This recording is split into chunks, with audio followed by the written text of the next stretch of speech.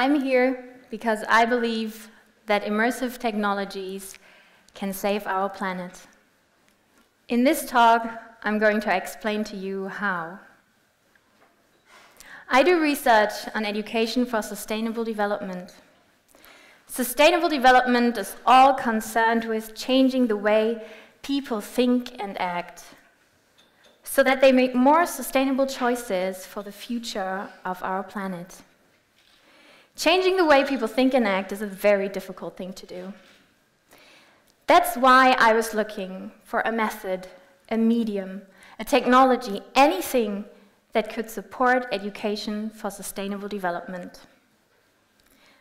About a year ago, at CeBIT 2016 in Hanover, Germany, I came across virtual reality for the very first time. I went on a beautiful ride across a valley and mountains and had a good time. There was just one thing. I'm very, very scared of heights, which is why I was scared the whole time through.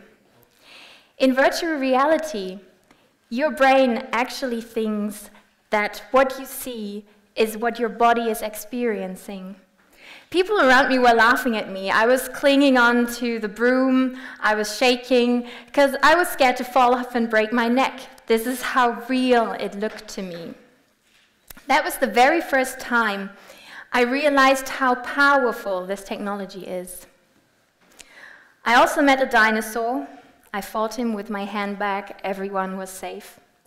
And I also befriended this little guy. This is what we call augmented reality. Maybe you've come across it before. From then on, I was quite interested in immersive technologies, and I went to a VR is short for virtual reality, to a VR conference. And that's where I bumped into the guys from SenseLab.io. They were presenting something educational in VR. I spoke to them and said, "What, you're using this in education? What do you do?" And they said, "Well, here you can learn how to handle machines." And I said, "Oh, can I try this out?" And they said, "Of course you can." So I learned how to handle a machine inside the virtual reality. It felt real, and I had the feeling that I would know how to handle this in reality. I spoke to the guys and said, "Well, if you can teach people how to handle a machine inside the virtual reality, don't you think you could also teach people how to handle the environment?" "The what?" they said the environment. They were like, "Oh, yeah, maybe. How do you want to do that?" I said, "Well, give me some time to think about that." And this is something I've been thinking about for many months now. I've been inside a creative tunnel, and I've been trying to learn everything I possibly can about immersive technologies and how we can use them in education, especially when it comes to education on climate change. This is something I've been thinking about a lot. How can we get people to go from thinking ego to eco? I think the problem with the people on the ego side is that they don't understand that we are part of a system that our lives depend on, that there is a codependence between every living creature on this planet, and that our lives depend on that system functioning. It is not us and nature. It is not us above nature. It is us inside nature. And the sooner we realize, the better. I think that bringing people to the eco side is possible with virtual reality experiences. You can leap out into the world, you can take people around the globe, you can even go to space, and you can create a sense for the world, a sense that we so desperately need.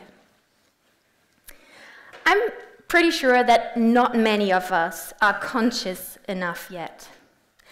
I don't think that this summer you'll be attending your friend's barbecue, look at the steak you're having and say, me eating this steak, I wonder what impact this has on the rainforests in South America.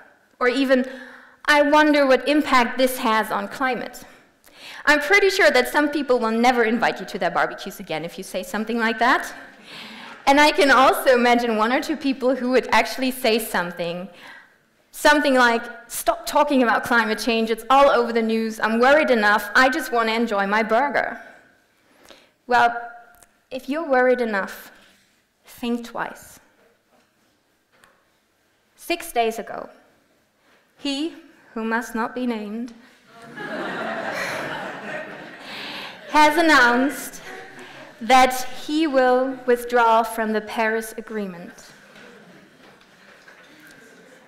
Part of my educational mission is to make sure that people who have a vote will never ever give their vote to somebody who denies climate change, to somebody who is not willing to make changes on behalf of our planet.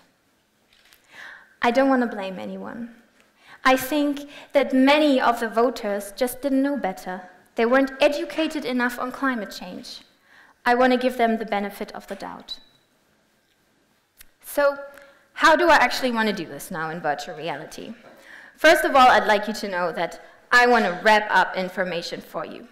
There is so much out there. You read the news and they tell you, don't do this, don't do that anymore, this is not good for the environment, or that don't consume meat, and if you consume meat and if you eat it, you're a murderer.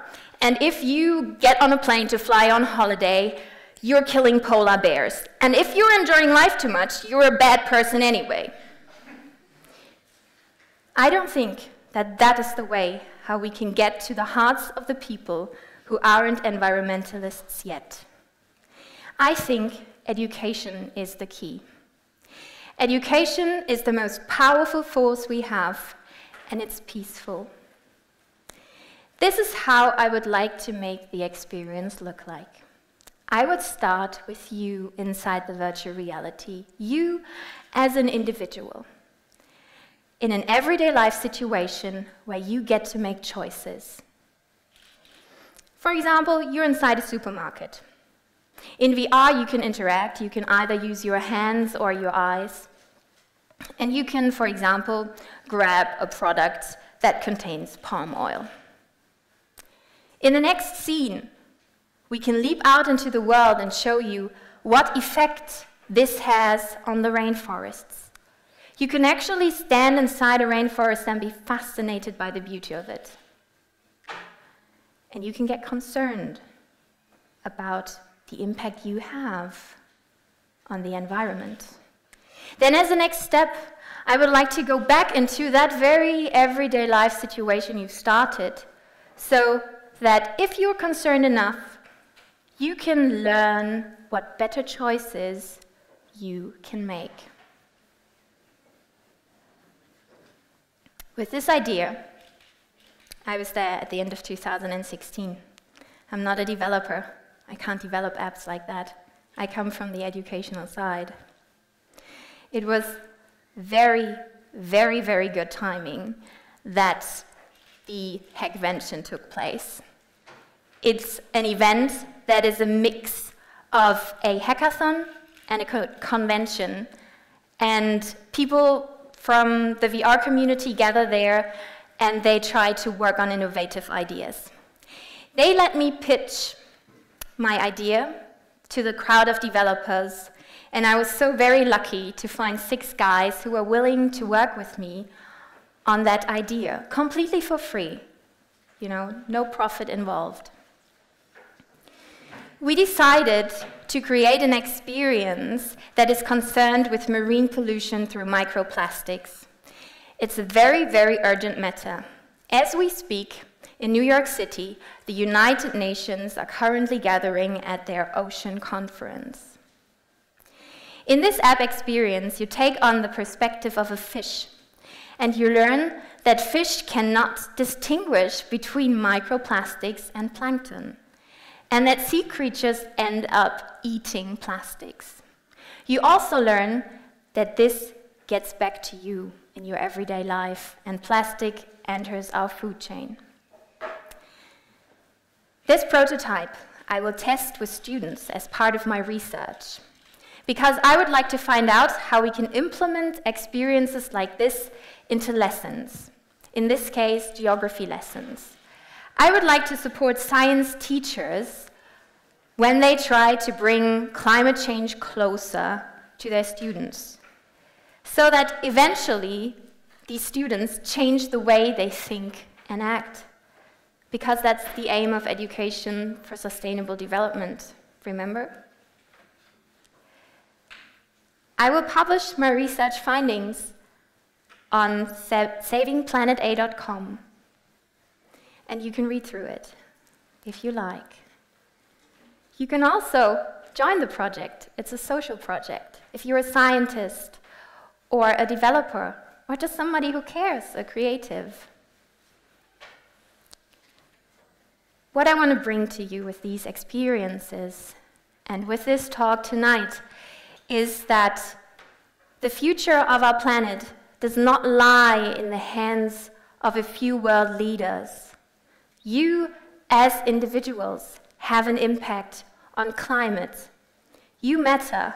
You matter to us, you matter to the planet, and you can make a difference while you're here. If we don't team up on this, our children and the children of our children will have nowhere to go. My project is called We Are Saving Planet A because there is no Planet B. I hope you like the idea.